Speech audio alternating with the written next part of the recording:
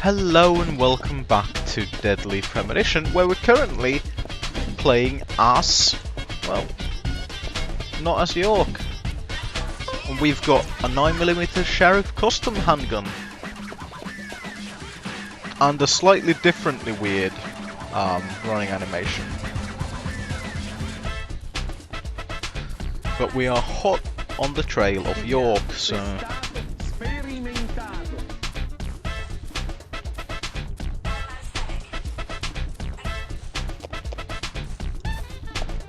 Well,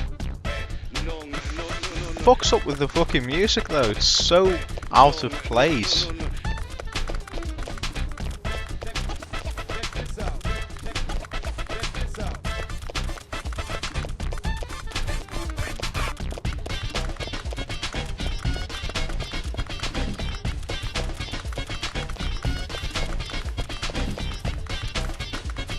Yep, raise the roof, motherfucker.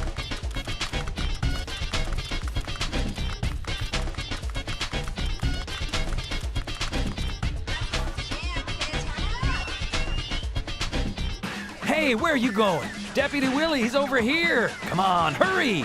Oh, I was fucking after the dog, weren't I? The fact that you fat fucking arse can't fucking keep up. It's none of my fucking business.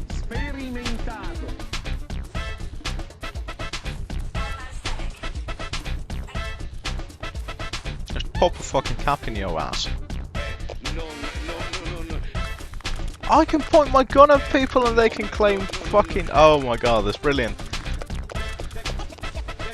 Right, better let Kaysen get some headway.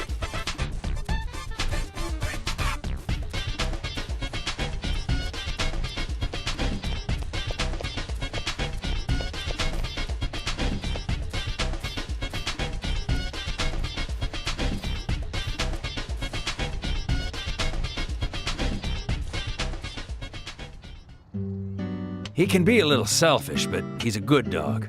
He stayed with me all this time, through all the good and the bad. How long have you been together? Oh, we go back a long time. I can't even remember a time when he wasn't around. I had a dog when I was small, too. He was a beagle, so we named him B. Stupid name, I know. He hated being left alone and always followed me around. I could tell him anything, even things I couldn't tell my parents. He'd look into my eyes and listen intently to anything I had to say.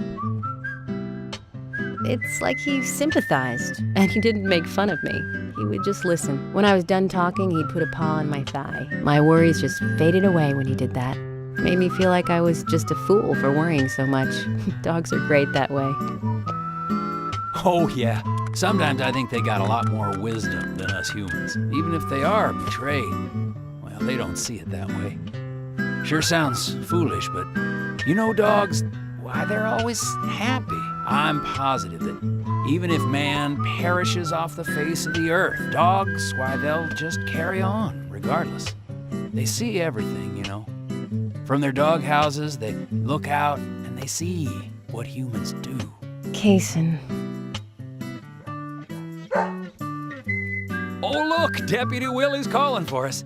He's always like that. Let's get back to the chase. Okay, and we're back with the...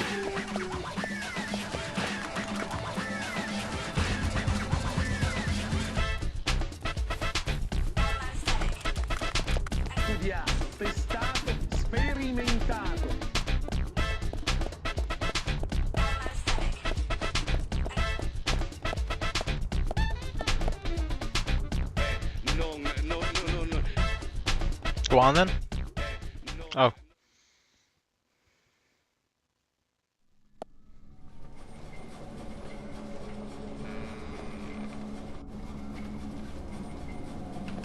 Thomas, I know that you're there. Your disposition is not of my concern. But you do need to stop this. Untie me. Let me go. Right now. And you and Carol should take off. Go as far away as you can. Open a bar or a diner in a new town. With your cooking, I know you do well.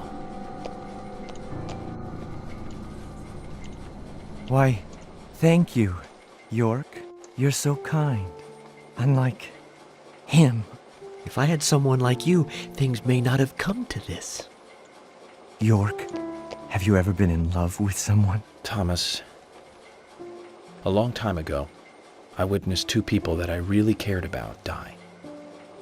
Both pretty much at the same time. And since then, I've tried not to care about anyone so deeply, but recently that way of thinking has changed.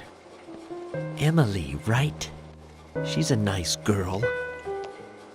But I must warn you, York. You'd be better off not falling in love with her. Reckon. Thomas, considering the circumstances, whatever I say might not be important to you, but I'll say it anyways. Don't you dare touch Emily. York, I think I've said too much. It's natural to respond when someone talks to you, I guess. Everything will end tonight. You just stay there until then.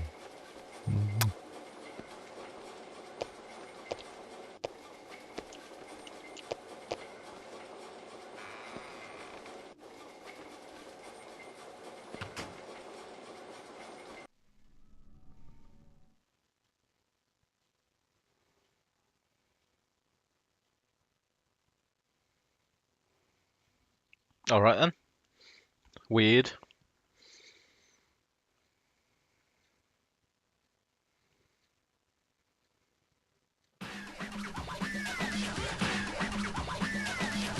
Alright. I'm back to the nightclub.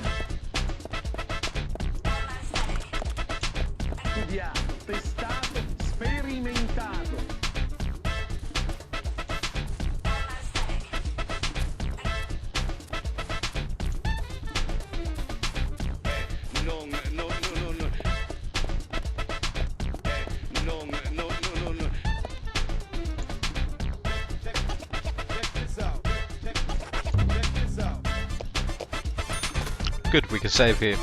That's important.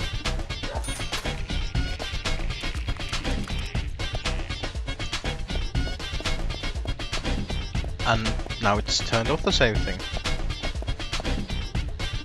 Well, we're gonna go inside.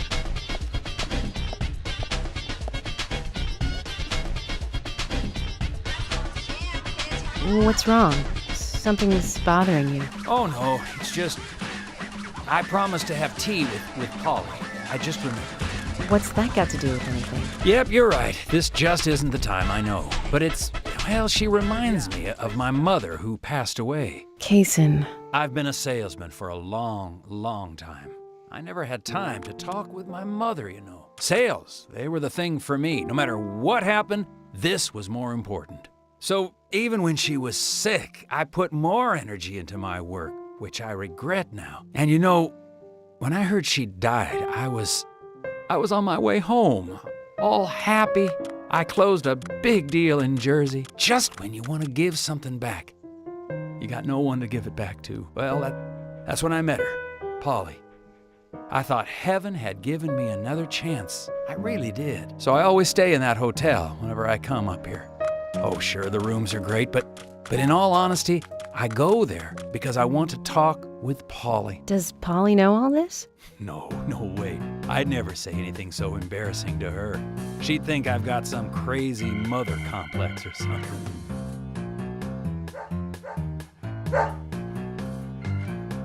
Right, let's get going. Deputy Willie disapproves of any chit-chat. Alright. I'll make it up to Polly some other time, I guess.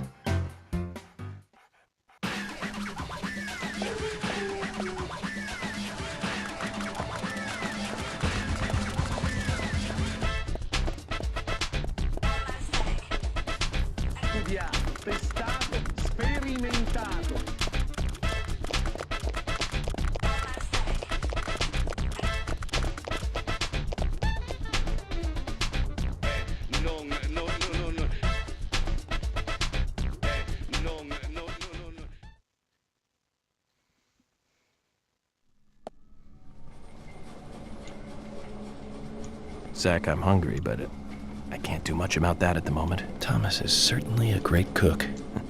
It's a shame to keep his cooking hidden out here in the countryside. Don't you think so, Zach? Ugh. Which reminds me, there's another great cook in town. To fall in love with her would mean that I would need to love her cooking, too. Why does God test us so, I wonder? That coffee she made. Hello. Man, did that pack a punch.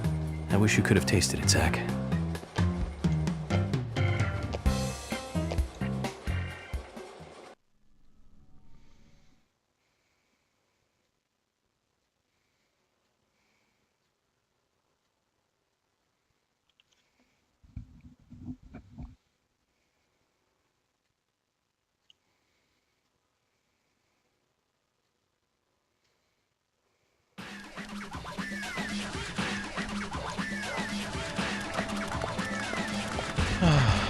Right. Studiato, testato, sperimentato.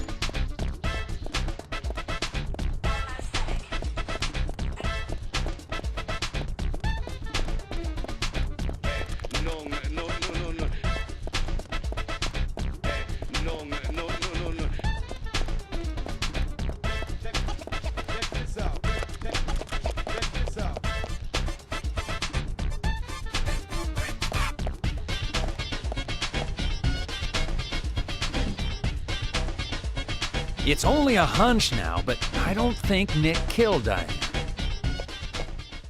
What do you mean? Me and Diane, we were, pretty close.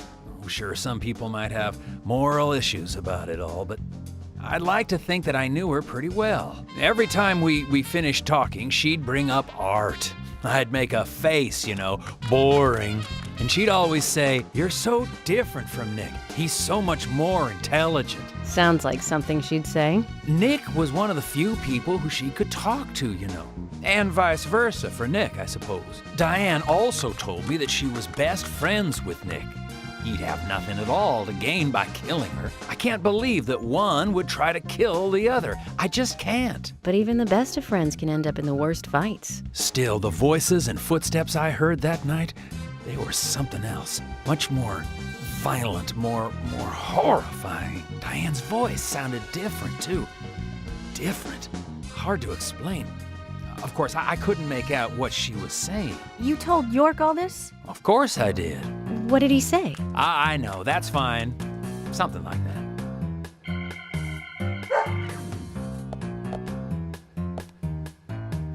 Let's go then, and catch Diane's killer.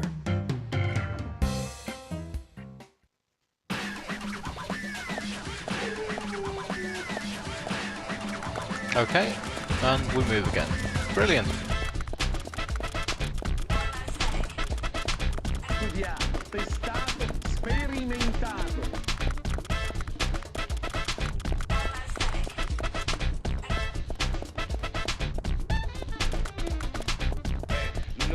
This whole portion of the game makes absolutely fucking no sense.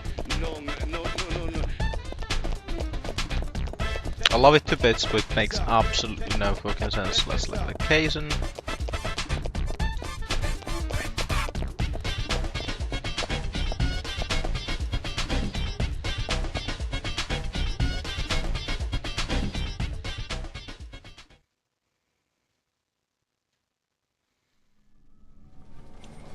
Zach, about Emily. Don't you feel almost nostalgic looking at her? I don't think I've ever felt that way looking at a woman before. No, I'm wrong. It's a long time ago now, though. Do you remember that incident, Zach? Anyways, I was very surprised when she came to my hotel room. Not in a funny way, don't get me wrong. It was really exciting, though. I thought I heard my heart thumping inside, It's inappropriate during an investigation. Right, Zach?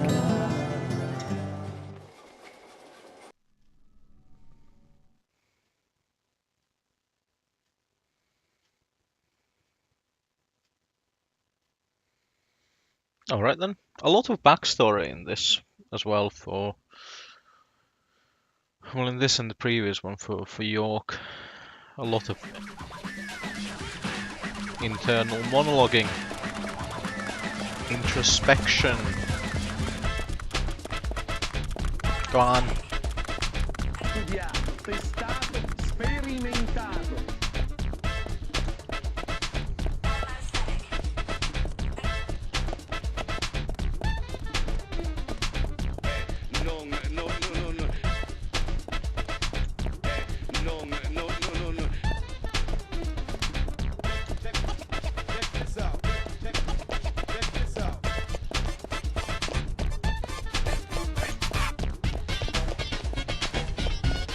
Right. Looking at the thing, if I remember anything about the layout,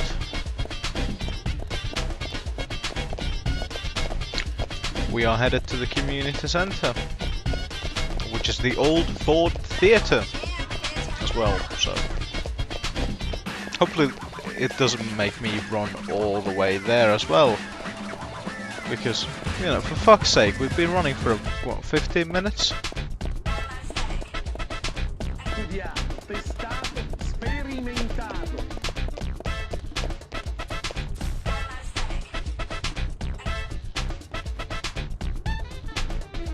Well, Are you close to the Ingrams? No, I mean, well, I always say hi when I see them at their store. Don't you think they make a wonderful family? I guess so. Including Jim, I suppose they do. Indeed they do. The ideal family, I'd say. You know that I look after Isaac and Isaiah pretty often, right?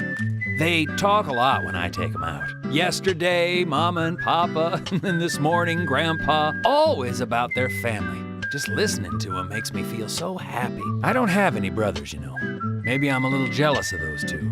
That's why when I come here, I always pay them a visit. Greenvale is really like a second home to me. I can tell. Deputy Willie's calling again. Enough about me. Let's get going. also learning a lot about Kaizen.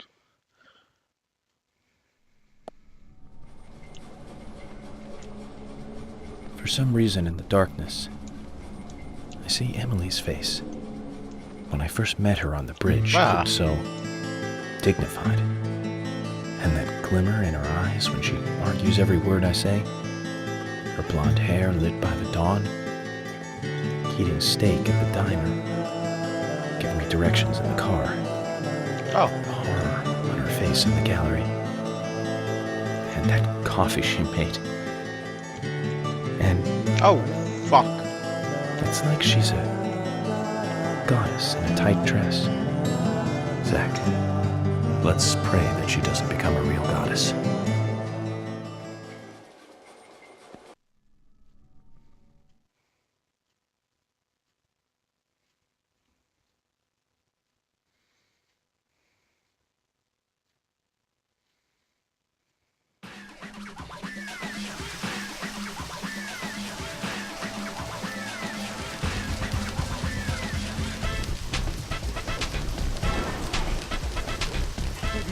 Testato, sperimentato.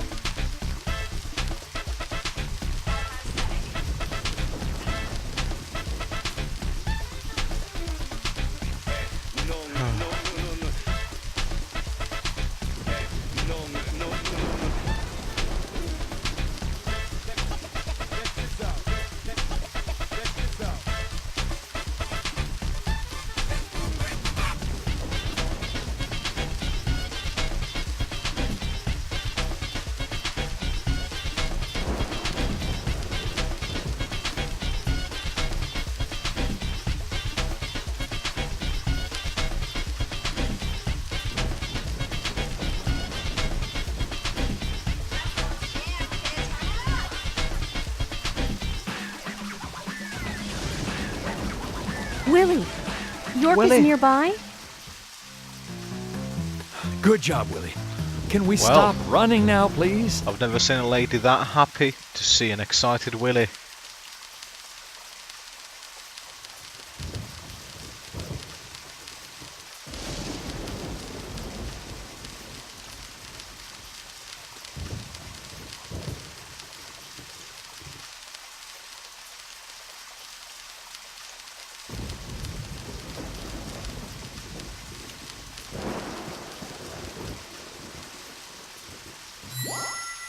Okay.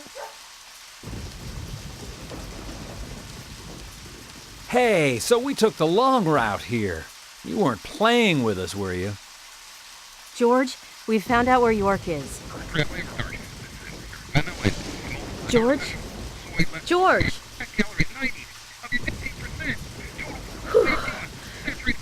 Kaysen, I'm going in alone. Hey, you didn't forget what George said. No, I haven't. And that's why you get to stay out here and keep trying to contact him. I'm just going to check things out. I'll stay out of danger.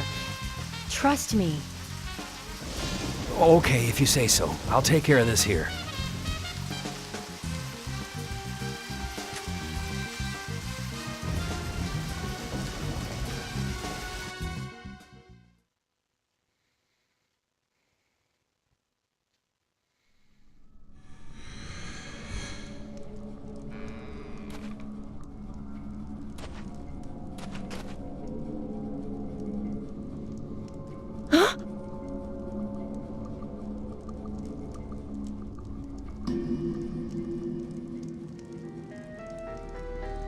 Ah, it's time for Emily to meet the forces of darkness.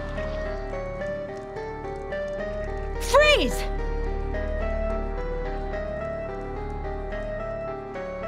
Stop right there!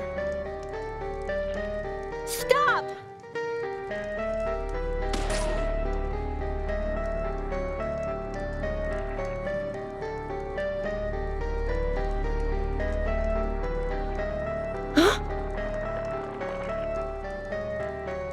Go on What the then. hell?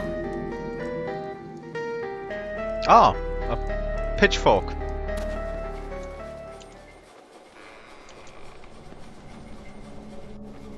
Oh, hello Thomas. Welcome back. How are you? York, Emily is here. You look say ravishing in that goodbye then. dress. Thomas, let me tell you one more time. It's not too late. I can help you. Just untie me and let me go. If you don't, the situation will be irreversible, unfixable. York, no situation is reversible. Didn't you know that? Everyone, everything proceeds along a path preordained by fate.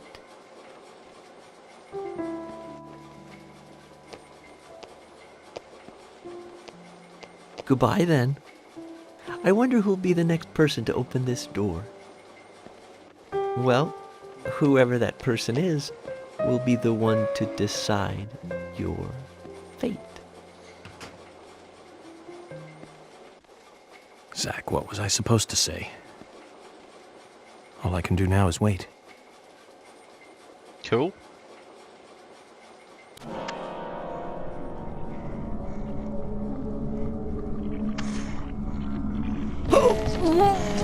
Oh. Well, I wasn't paying attention.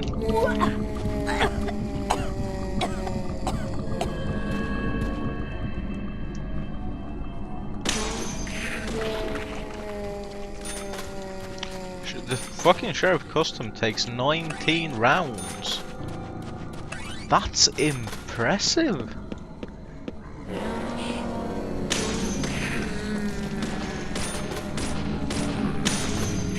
Hey, shit. Right.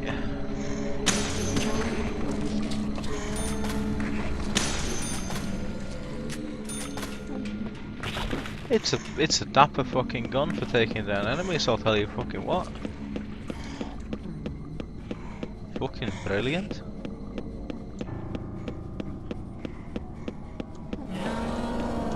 And good day. And goodbye. Oh no, I got caught. Ah, let go of me!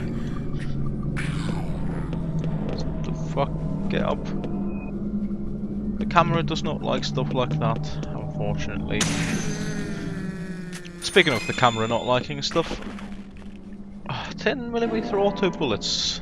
That's the SMG, which Emily doesn't have. But I assume that all of Emily's gear will be transferred to York at some point. There we go. So it's 3 to 4 bullets. But well, with the ammo cap being 19, it's not, you know, it's not unfeasible to just shoot until they're dead in these one-on-one situations. Whoa.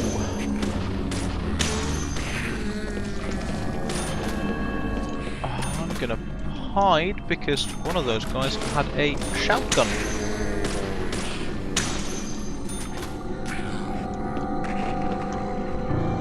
Ah, you there. There we go.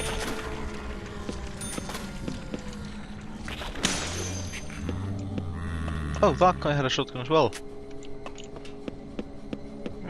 Couple of guys with shotguns, but that's okay. And a door, through which we shall go. Brilliant. Bed, save point. Oh, first aid kits. First aid kits. Well,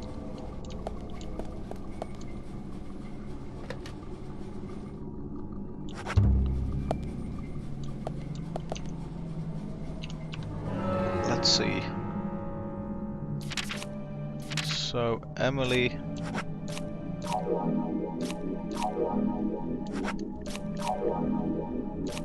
What? Oh, I see. I see. So what's going on here is Emily can't use well, Emily can't get the full health because that is actually the additional bit that's currently empty is from York's clothing bonus. So he's got a clothing bonus which doesn't transfer to Emily. I'm just gonna save real quick again. And we're actually gonna end this one a little bit short, just over 27 minutes, because don't know what's gonna happen next. So with that in mind, thank you for joining me for this, and please join me again next time, where I suspect we shall be seeing some actual endgame stuff. But until then, goodbye.